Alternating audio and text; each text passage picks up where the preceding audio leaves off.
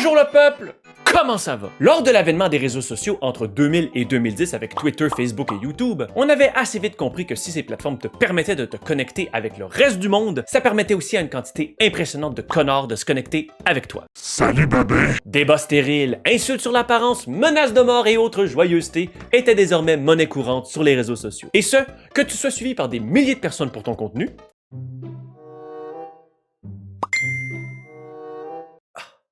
ou bien que tu sois sur une certaine plateforme pour jouer à Farmville. Hein? Et c'est alors que débarqua Twitch, avec ses promesses d'une communauté saine et agréable, ses engagements en matière de modération et de contrôle, ses serments d'une relation directe et exempte de tout désagrément entre le créateur de contenu et son public. Et est-ce que Twitch y est parvenu? Haha! Ben non!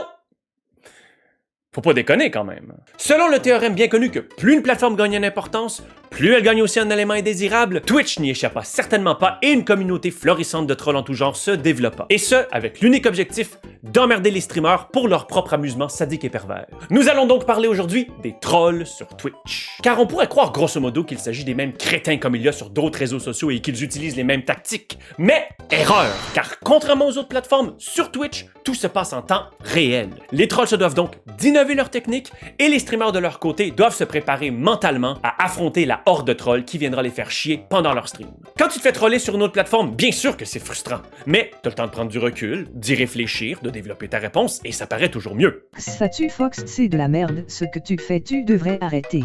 Ah bon?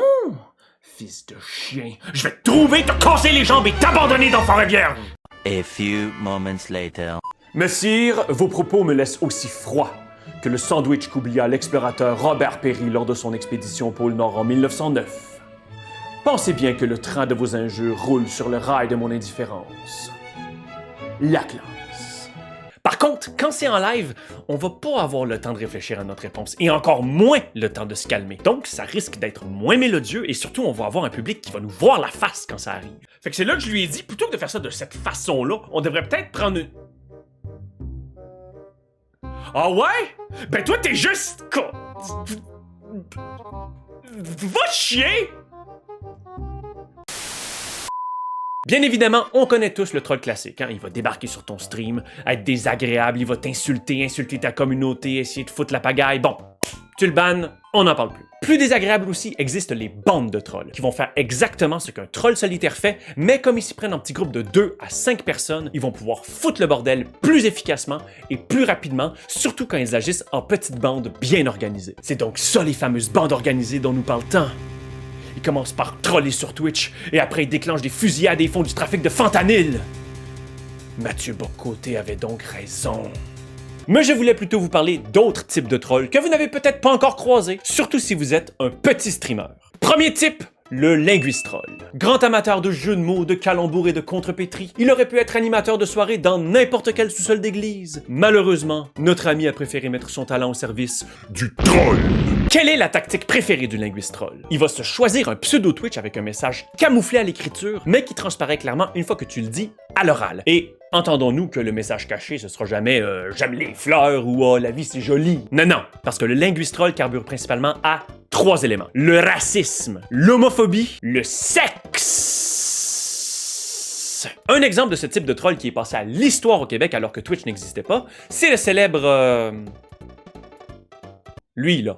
Il y a Alpé Nismou qui dit « c'est inconcevable ». Alors, comment ça se passe avec le linguistroll? Il va se pointer sur ta chaîne, il participera pas, il ne parlera pas, il va simplement follow ta chaîne ou si jamais ta chaîne est un peu plus grosse, il va sub ou il va faire un don. Et à ce moment-là, tu vas recevoir une alerte et tu vas dire « Ah, merci pour le follow ». Tu vas comprendre son nom de merde et tu vas t'empêcher de le répéter. Alors, ça n'a pas l'air bien grave quand j'en parle comme ça, mais si jamais tu as le malheur de répéter le nom du troll en live, le troll va clipper le segment, te dénoncer à Twitch dans l'espoir que tu te fasses ban. Et entendons-nous qu'il y a de très faibles chances que Twitch te banne pour ça, parce qu'ils ont l'habitude, et ça arrive souvent, mais c'est chiant de devoir se justifier à Twitch pour des conneries pareilles qui auraient pu être facilement décelables. Oh, merci pour le follow! Les Blancs sont la race supérieure! Non mais oh, fais attention! T'as pas vu le petit message caché dans le nom de ton dernier follower? Hein? Ah non, non, le dernier follower, il s'appelait... Damien44. Alors, pourquoi la phrase extrêmement raciste après le merci du follow? Bon, je sais pas, là, ça me tentait juste de le dire. On le dit pas assez souvent, hein? Écoute, je vais peut-être... c'est parce qu'en fait, je suis en retard ailleurs, donc... Plus sérieusement, j'en vois qui commencent à se dire, ben là, tu fais attention au nom pis ça va bien aller. Ben oui, hein? Vous croyez que c'est si simple? Effectivement, des fois c'est évident. Alors au bout de tout ça, je m'étais dit que finalement... Hey, merci pour le follow! Bien tenté. Bien tenté. Par contre, quand t'es dans le feu de l'action, que t'es absorbé par ton stream, tu porteras pas toujours attention au nom des nouveaux followers. Alors, pour ce qu'on peut faire aujourd'hui, je peux vous proposer... Hey, merci pour le follow, J. Béziers-Tasseur. C'est une belle ville, Béziers, hein? J. Béziers-Tasseur.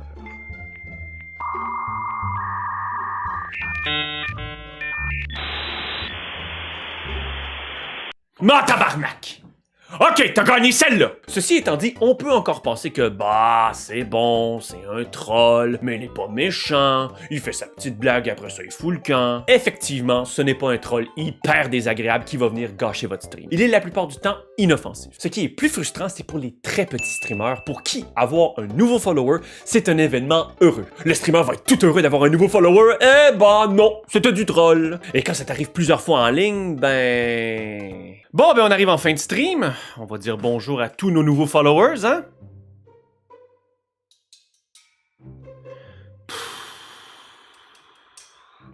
Bon, ben merci XXXQC Pussy Destroyer XXX. Ça fait hyper plaisir.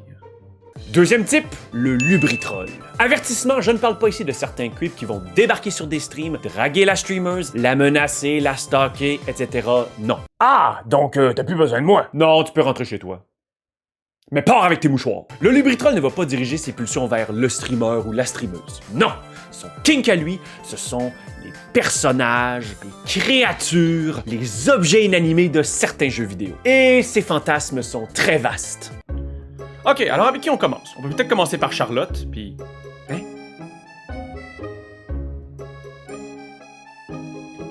What the fuck? Yup, vraiment très varié. Let's go Gardevoir, t'es capable! Quoi?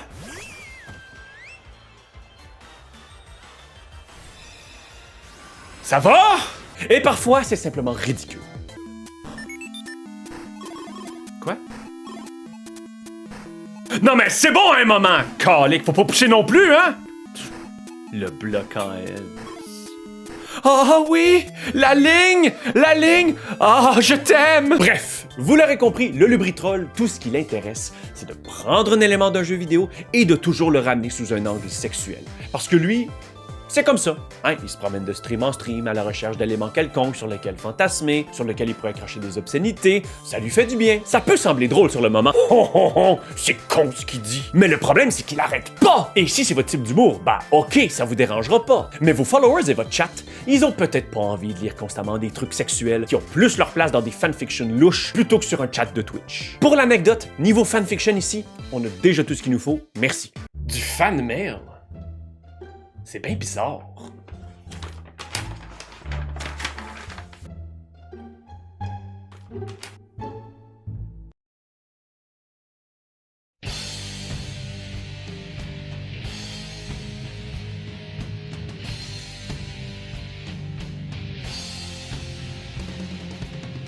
A few moments later.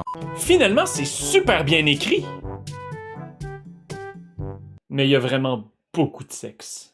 Pour vous donner une idée, on a tous cet ami qui passe son temps à faire des blagues de cul déplacées quand c'est vraiment pas le moment. Des blagues de ta mère, des blagues de That's What She Said. Hein, Fred? Bon, cet ami, il va dire des trucs affreux la plupart du temps, mais parfois, il est capable de fermer sa grande trappe. Pas le lubritroll. Alors, imagine-toi les remarques sexuelles de ton ami répétées en boucle pendant tout ton stream. C'est long. Il va te décrire en long et en large tous ses fantasmes et tout ce qu'il est capable de faire autant à Robot de Chrono Trigger qu'à Isabella d'Animal Crossing. Comment oses-tu?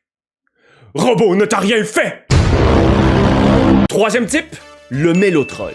plus subtil, plus vicieux aussi. Le mélotroll est le cauchemar des streamers empathiques et qui sont fondamentalement de bonnes personnes. Inutile de dire que c'est pas un troll qui va me faire grand chose. Le mélotroll va débarquer chez les petits streamers et va capter leur attention en racontant tous les malheurs qui lui arrivent ces temps-ci. Et des malheurs, il y a que ça. Même Charles Dickens aurait fait.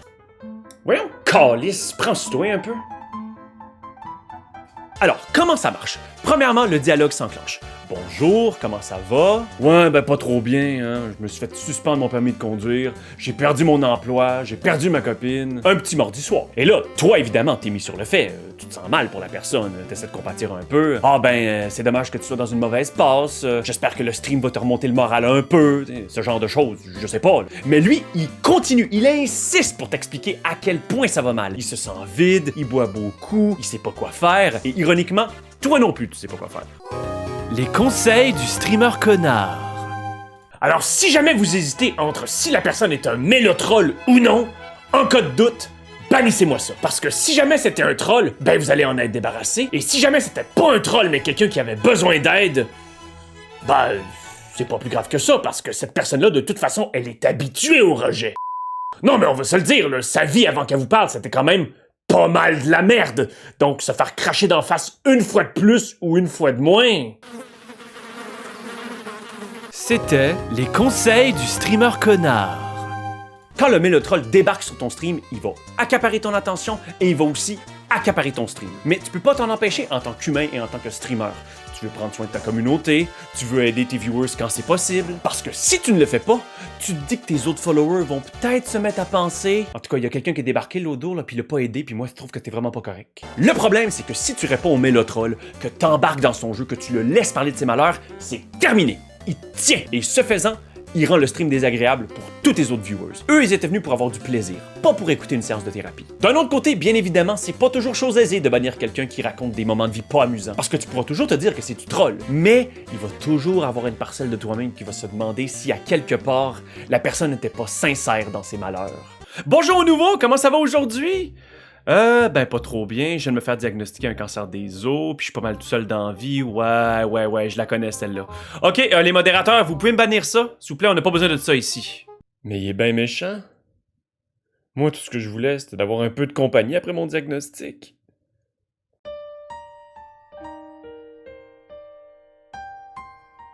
Ben non, c'est pas vrai! Voyons donc! Alors, tout ça pour dire qu'il n'y a pas de technique parfaite pour contrer le mélotroll. Ils ont beaucoup d'armes dans leur arsenal et ils n'hésiteront pas à s'en servir pour te faire culpabiliser. C'est leur but. La meilleure chose à faire, c'est de te fier à ton jugement et aussi à certaines petites pistes d'information. Par exemple, est-ce que c'est un viewer de longue date? Est-ce que c'est quelqu'un qui participe à la discussion ou c'est quelqu'un qui ne fait que se plaindre? Est-ce que c'est quelqu'un qui cherche à te faire culpabiliser ou qui cherche à faire culpabiliser les autres dans le chat? Dites-vous bien une chose, si quelqu'un débarque sur votre stream, que c'est pas un follower, qu'il vous dit à peine bonjour avant de déverser tout ce qu'il a sur le cœur à propos de sa vie dysfonctionnelle, posez-vous des questions. Parce que quand on y réfléchit bien, qui fait ça? Bonjour. Moi, vous savez, je n'ai pas toujours une vie facile. Mes enfants m'ont renié, ma femme m'a quitté, j'ai perdu mon emploi, lui s'écampe devant la porte pour saisir ma maison, et je viens tout juste d'apprendre qu'on va devoir me retirer mon rectum. C'est pourquoi, plutôt que de parler de mes problèmes à un psychothérapeute, un médecin ou un travailleur social, je préfère en parler à un jeune de 20 ans qui joue à Call of Duty sur Twitch. Ça me détend. C'est tout pour cette vidéo, alors si ça vous a plu, comme d'habitude, n'oubliez pas de liker, commenter, partager, jouer avec vos vieux Legos. Wow, c'est donc ça être heureux. T'as 32 ans! J'ai 32 ans et je suis heureux. Merci bien. Et le plus important, n'oubliez pas de vous abonner à la chaîne et aussi de me suivre sur Twitch, XatuFox. Les gens, des pizzas sont en jeu ici. Et je vais vous dire à la prochaine pour de nouvelles vidéos. Salut!